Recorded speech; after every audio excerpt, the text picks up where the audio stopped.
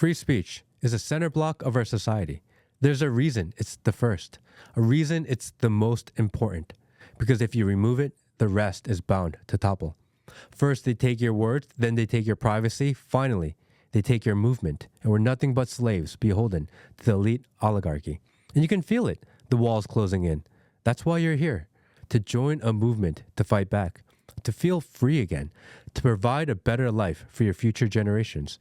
The war isn't a physical war, it's a war of ideology, of information, of freedom of expression. It's a war against the establishment and the propagandist mouthpieces that keep us misinformed, docile, and compliant. It's a spiritual war of good versus evil, of freedom versus control. Watch more Netflix, eat more bugs, fall in love in virtual reality. I don't know everything. In fact, I don't know anything.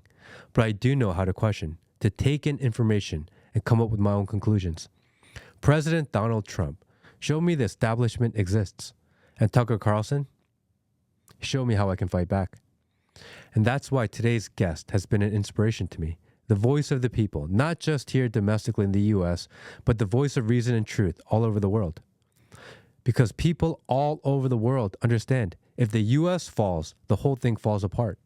When I started to put my ideas out into the world 11 months ago, never did I think people would actually listen. I'm just another guy with a camera and a mic sitting in the corner of Georgia, frustrated by the direction of our country, deeply concerned about the dangerous evolution of our society. And I just couldn't hold it in any longer.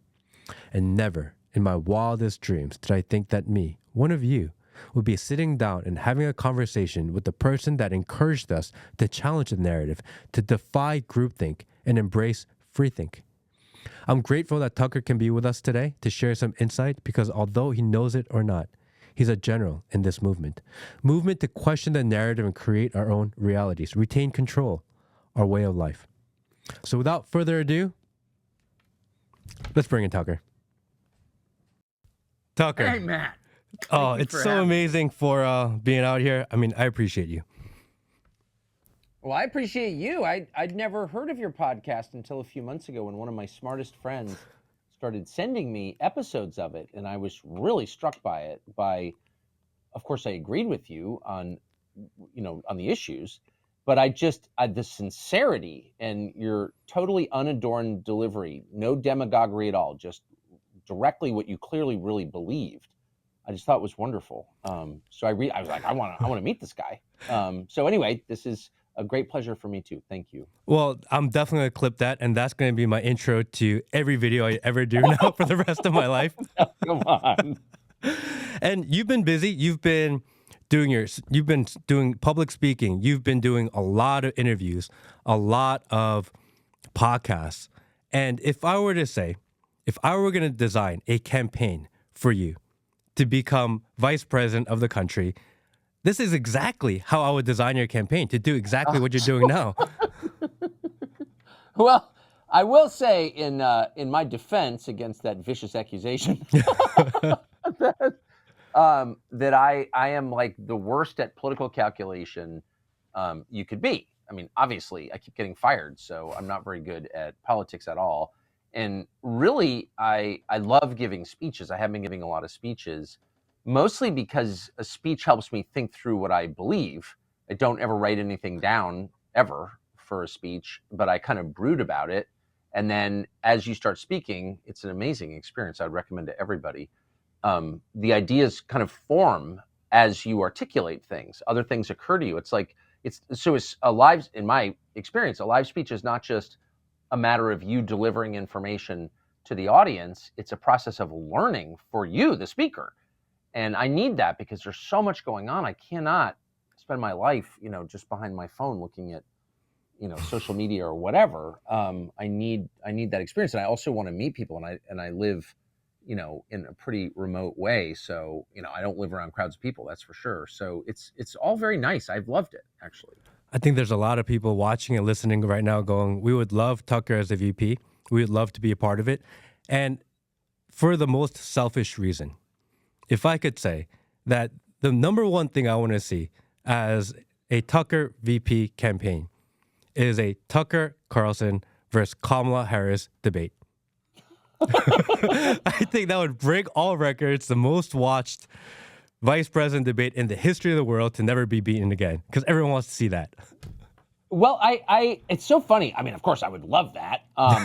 But you sort of wonder how it would play out. We play a game called backgammon in my house. I've always played backgammon, and I have one of my 4 children. Well, they all play, and they're all good. But one of them, when she was little, didn't really know how to play backgammon, and she would always beat me. Not always, but often beat me.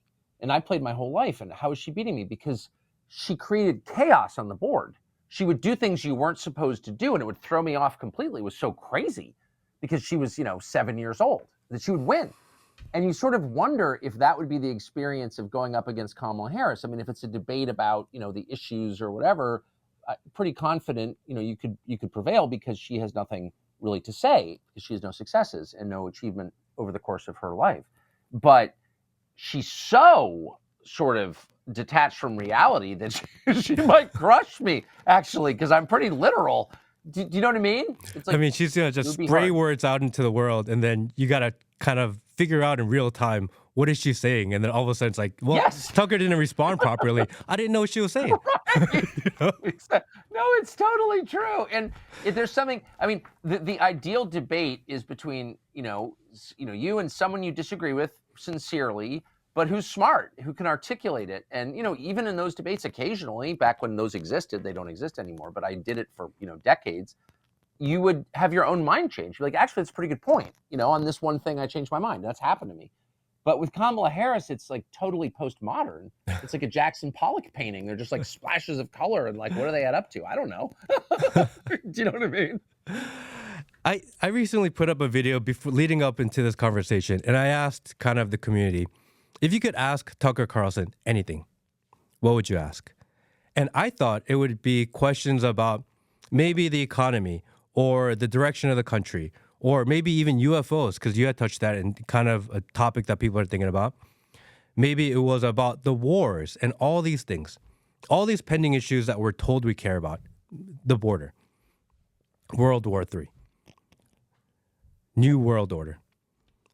Yeah, big issues. And all of these questions that I got, I thought this would be kind of what people are thinking about.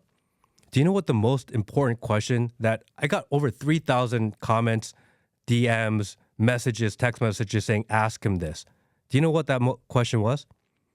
No. What can we do to help?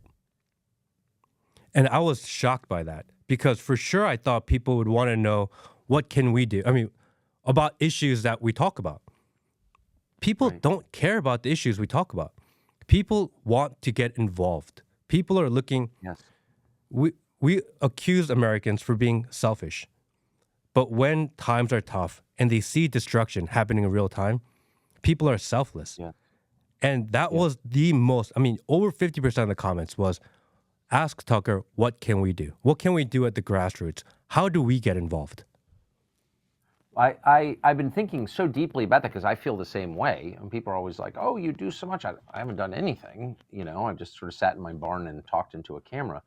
So I feel the same frustration. Like, what can you do? And I'm not, giving a theology lesson here or anything like that, but I would recommend to everybody the book of Proverbs, which is, like, I don't think really read apart from, really religious people reading it. You certainly don't need to be a religious person to read Proverbs. It's, in the Hebrew Bible, in the Old Testament, as Christians say, and it's just a remarkable series of aphorisms, almost like bumper stickers of true things from, traditionally believed from Solomon, the wisest king in history.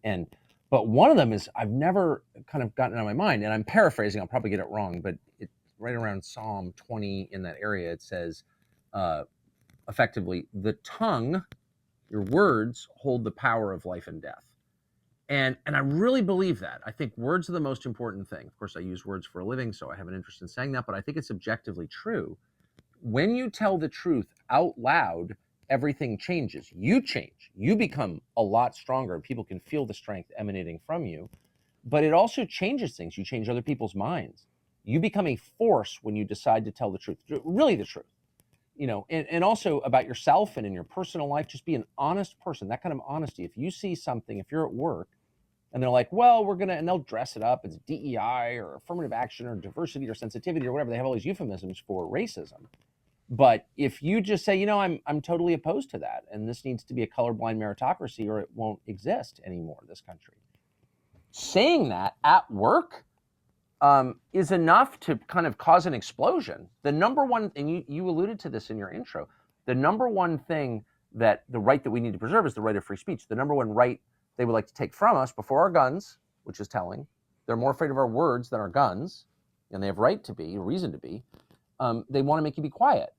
And so not being quiet, and by the way, I don't think it's a license to be nasty or rude. You don't need to be.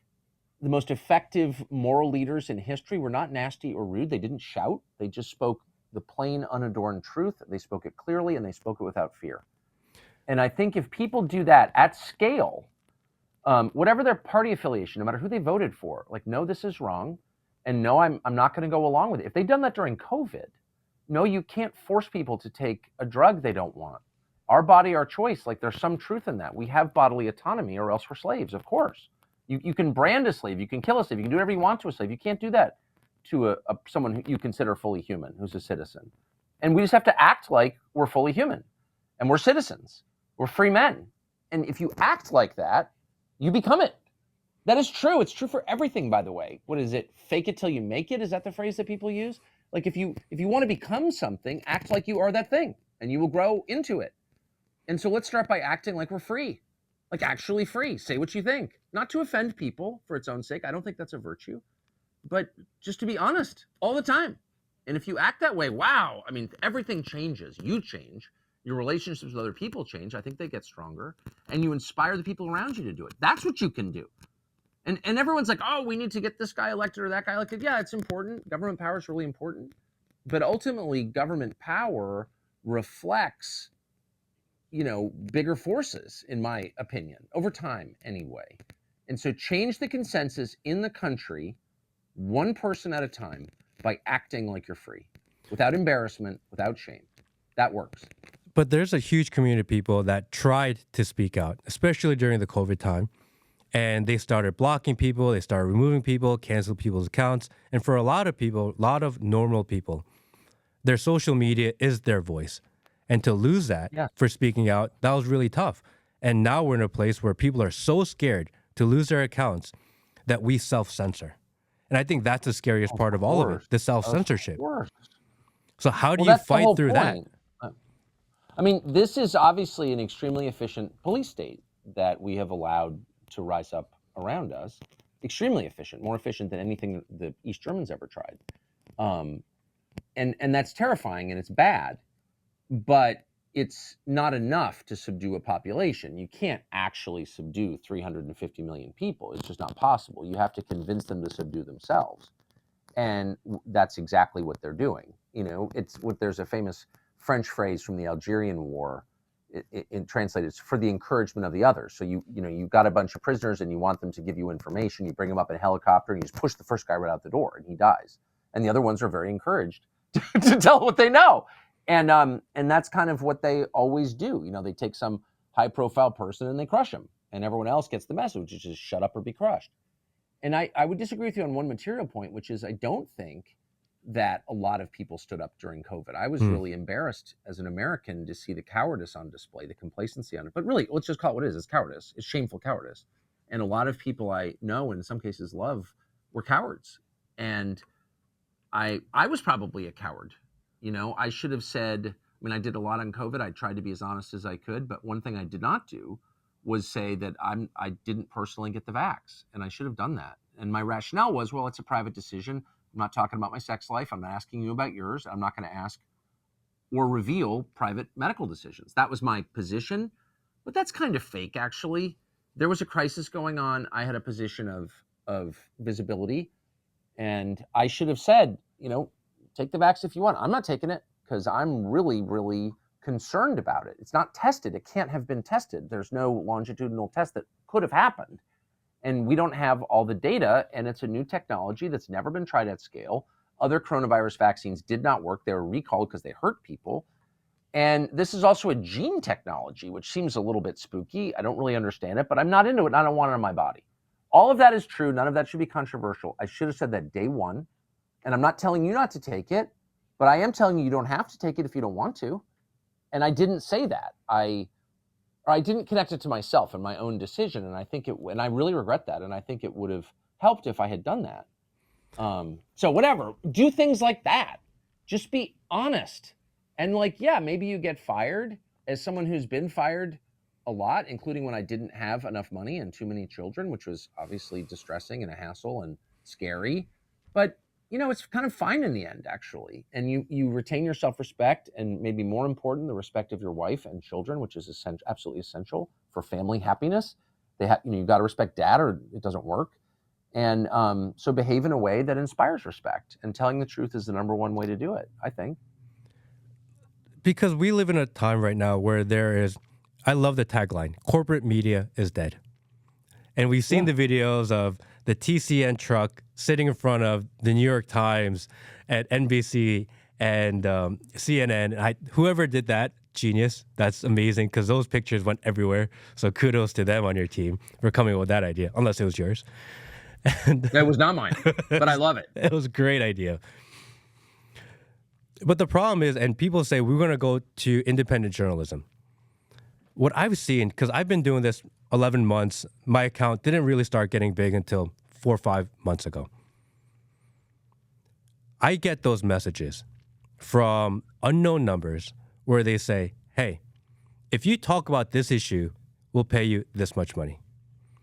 I'm not a big program. If I'm getting that message, I can only imagine what the bigger accounts are getting. And if you have a 100-man team, it's really hard to say no to the money. You got bills to pay. You got people to take care of. Then they almost become the same problem that we're fighting against. Definitely. How do you know who to trust? Well, there's a downside to markets. I'm pro-market, broadly speaking. I'm certainly not for government control of the economy at all, obviously. But we should also be honest about the downsides. And one of the downsides is, if you take money for something, then you're subject to the influence of the person who gave you the money. And so I'll be completely honest with you. I've watched this because I've worked for big media companies my whole life. I've watched this, sort of watched it. I was a little bit insulated from it. I didn't really see it that much. But I know that pharma companies advertise, or the biggest advertiser on television, not to sell their products, but to control the coverage of their products. That's what that is. And I hate that, and I think it's bad. But I haven't had to deal with it because I was never in contact with the ad department at the networks where I worked. So I'm now facing these questions, and we don't have any. We will have advertisers. We don't have any yet and we've had quite a few offers, but because I'm worried about promoting something that I don't believe in. I don't want to do that, for moral reasons, and also because you wreck your business. Like, credibility is all you have. You have to be as honest as you can. So, and we had one company come and I sort of broadly speaking agree with what they do, but you look at it and it's like, they're ripping people off. Like, no thanks. So I do think subscriptions, it's hard to sell subscriptions. It's hard to ask people for money. I'm terrible at it. I've never really done it in my life, and I don't really want to do it. But I think that's probably a better model, because you're not subject to ad boycotts. People are paying for a product that you're delivering. If they don't like it, they can unsubscribe, which is totally fair.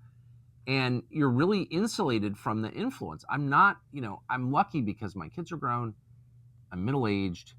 I don't, whatever. I live a simple life. I'm not desperate for money. So I don't really feel influenced by anybody other than the people I love and trust in my world and my own conscience. So I'm in a good place. But if you're 26 and trying to make it in this business, there are a lot of sharks out there. And you certainly see it in some of the foreign policy stories over the past few years, where people take these positions that are inconsistent with the beliefs they've told you they hold. And it's like, what is that? And I don't know the answer, but something's going on there. There's influence being exerted on these people. It's super obvious to me, and I don't respect it at all. And the second I see that, I'm not watching you again. I don't trust you anymore. That's how I feel, Because sometimes I get these messages and they'll say, can you talk about this issue? Make a short video and we'll pay you X amount of dollars. And it's not even an advertisement. Really? It happens Really? all the time. I get these messages all the time.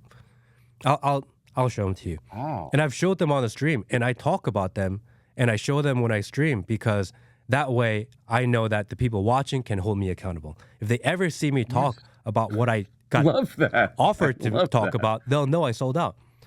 But sometimes I'll get that message and then I'll scroll through Instagram and TikTok and Twitter and look up that topic. And then you'll see all the conservative influencers that are talking about that same issue on that same day. And I'm like, shit, they took the money. Well, it's not worth it. I'll say that. And look, there have been a couple of periods, one in particular in my life, where I just didn't have enough money to keep the ship afloat. And I know how upsetting that is. And I would never judge anyone in debt, deep in debt as I was, who, makes bad decisions under stress. Like, I get that. But in general, I can say from much experience on this topic, I've never been super rich, but I've definitely, paid off my mortgage and all that. Accumulating money for its own sake is not as fun as people imagine that it is. It's actually not fun at all. It doesn't add anything to your life. If anything, you just worry more about money when you have more money than you need. And so people should be very careful, not just in the media business, but in all businesses, in imagining it's a good deal to sell their integrity for money. Again, I understand people who are desperate, if you don't have enough to eat or whatever, I get it. And I'm not judging. But, if you sort of have enough and you decide, well, I just want more money and I'm going to do this thing that I think is wrong, that is not a good decision. And you will pay a price for that. I'm sorry, I'm not being judgmental, but that's just a fact. I've seen it a million times. Don't do that. And don't be around sleazy people. That does not make you happy. Fun, interesting people with weird personal lives, I'm all for it. I've spent a lot of time with people like that. But people who are lying for a living and trying to subvert you and, hey, do this and like run, don't walk. I mean, I just dealt with this yesterday. Someone came and had a great idea and, I won't even bore you with the details, or I can't reveal the details, but it was like, this is so cool and we should do this. And I said to someone who I work with, who is this person exactly? And then I was like, no, I don't want to be around anyone like that, because who knows what the agenda is and who knows what's really going on. And that will end in tears. I know from experience. Like, just stay away from people like that, I think. So if we're in a day and age where, and we've talked about this a lot, it's a spiritual war, good versus evil. And the evil side seems to be filled with propaganda through, for a lack of the word, brainwashing, where people are just completely fall in to the narrative. They really believe what they believe. And a lot of people who are awake don't think that there's ground for it. But if it's a war not between left and right, but of good versus evil, how do you convince people that are so fallen into the matrix? How do you wake them up? How do you relay that information? Because they're so deep into their own ideology, so deep into what they believe. How are you able to bring them over to the side and make them aware of what the realities of the world really are?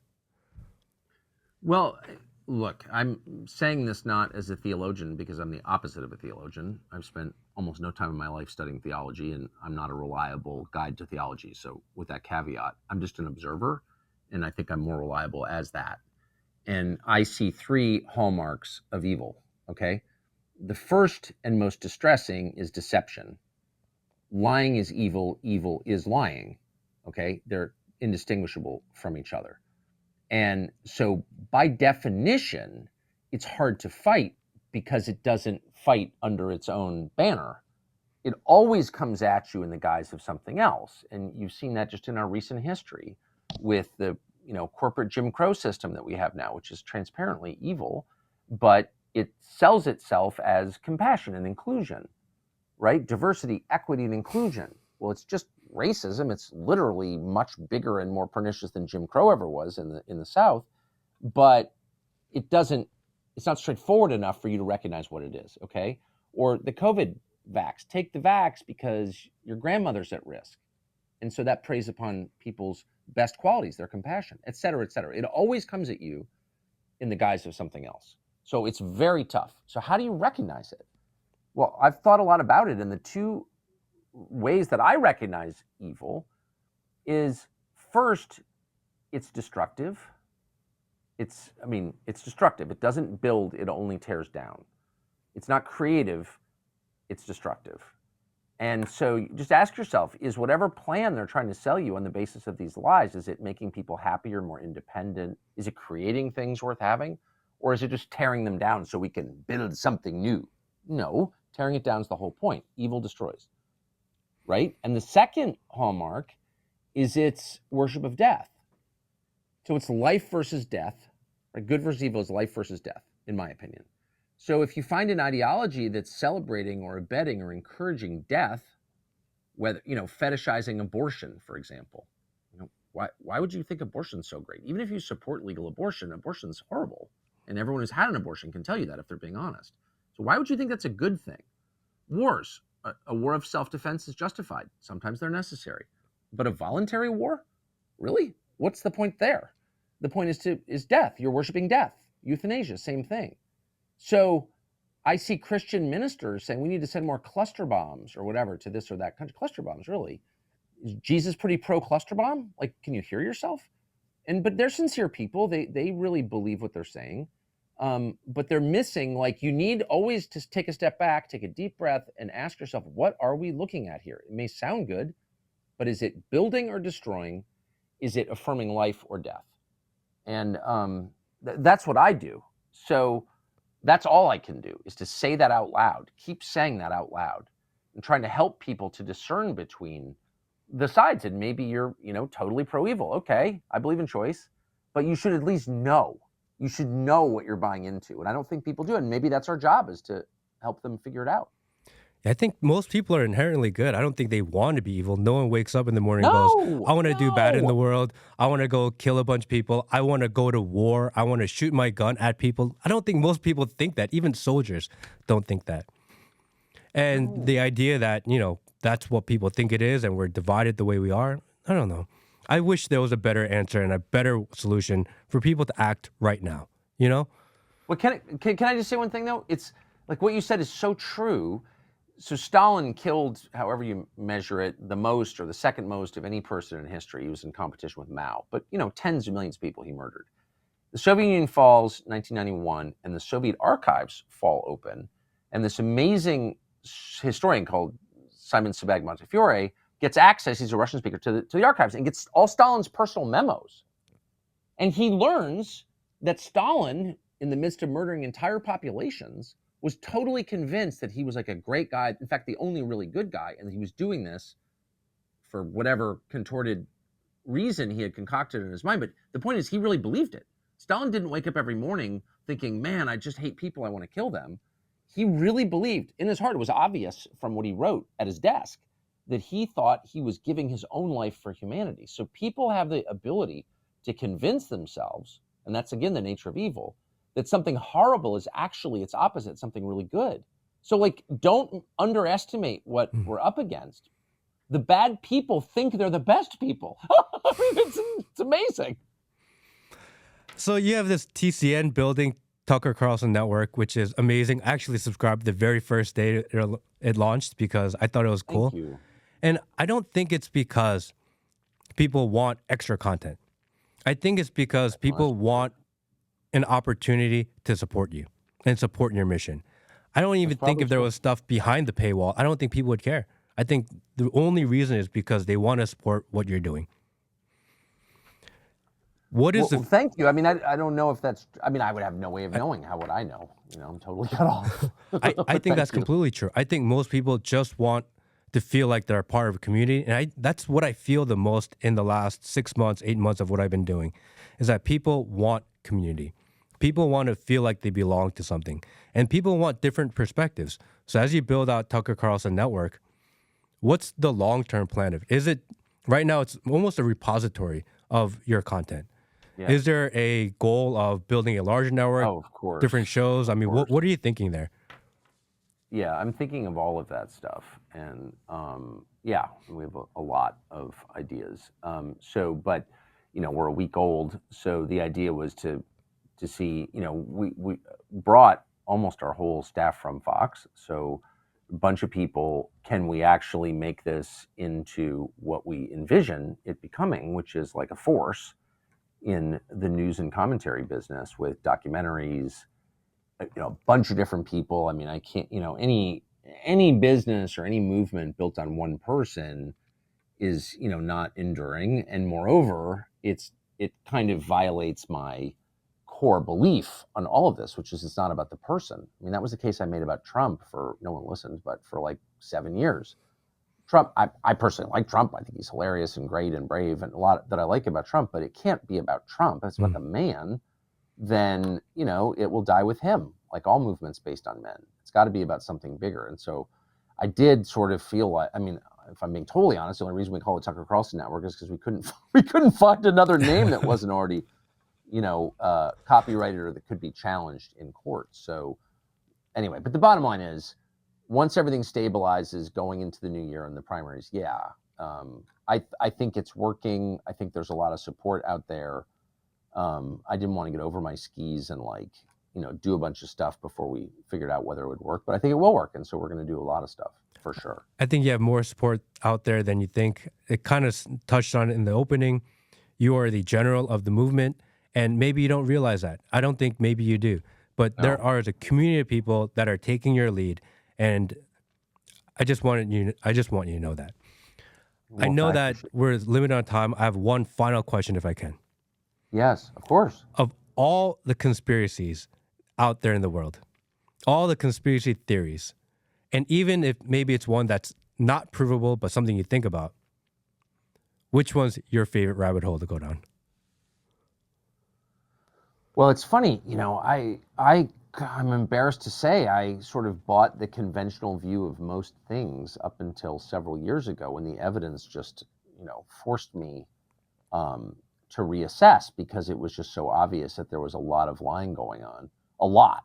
And I have since become convinced, based on an overwhelming amount of evidence, that a lot of the biggest stories in certainly the last 100 years, maybe longer, have been really distorted. Like, we don't actually know what happened, but we know that people have been lying about it consistently, and then those lies solidify into history, and if they're not questioned by anybody. So, I mean, I could go down a long list. It's not just the Kennedy assassination or 9/11, both of which are, clearly there's a lot going on there in both cases. I'm really bothered, honestly, by the attack on Pearl Harbor on December 7th, 1941. I think it's really clear, both common sense dictates, but also there was a Senate inquiry into it during the Second World War, which was kind of suppressed because the war was on. But the fact that the U.S. government knew or had an understanding there was a very high likelihood that our Pacific Fleet would be hit and thousands would die in Pearl Harbor, Hawaii, by Japan, they allowed that. And then they allowed all the U.S. servicemen in the Philippines, in Corregidor and Manila, to be killed and captured, which they were. I mean, Roosevelt and his war planning staff allowed that to happen. I think it's clear. And that's a monstrous crime. You should never allow your countrymen to be killed. I just can't even imagine that. And I'm sure that Roosevelt, I have no doubt, told himself, we're doing this for a higher good, and they wanted to get involved in the war in Europe. It couldn't be a voluntary war. We had to be responding to an attack. And clearly they allowed that. And I can't imagine how Roosevelt lived with himself. He didn't live much longer, actually. And I just think it's a really big deal. If the U.S. government would do that, or a president would do that, we need to rethink our relationship to the state, in my opinion. No one ever talks about that, but I think it's entirely real, and there's a lot of evidence that it is. So, yeah, I'm interested in that. And we understand that both sides are corrupt. We understand that there's corruption within the government. But what's the solution? You can't just burn it all down. Of course not. And you also need to be honest with yourself about the way people are. People are really flawed. There's never been a pure human institution because people aren't pure. And they're a mixture of good and bad, and it's all sorts of roiling competing interests within everybody. But I think that we should be honest about it, because that's the only hope of improving it. You're never going to get to perfect. You can get to better. I grew up in a better country than the one we have now. I'm not that old. I graduated from high school in 1987. It was a much better country in a lot of different ways than the one we're currently occupying. So we can get to better for sure. I also, if you seriously want to know a question that I have that I don't think has been fully answered, that I've never heard anybody else mention, but I feel it strongly. It's like, where did nuclear technology come from? And the Manhattan Project and the Germans were working on all this stuff, but it's like, I don't know, at least to a non-specialist, which I am very much a non-specialist. I'm not a nuclear engineer, but I've never really seen that clearly explained. And I had a friend who once was just a journalist, but who was once working on this topic. And he said to me, he was going to write a book on it. And he said, I'm not sure what's going on there, but there was a lot of lying around that, more than just the secrecy, of course, that shrouded the Manhattan Project, because they didn't want the Japanese to know. But he said it's more than that. And I don't really know. And so I've always sort of wondered, like, are we sure we know where this came from?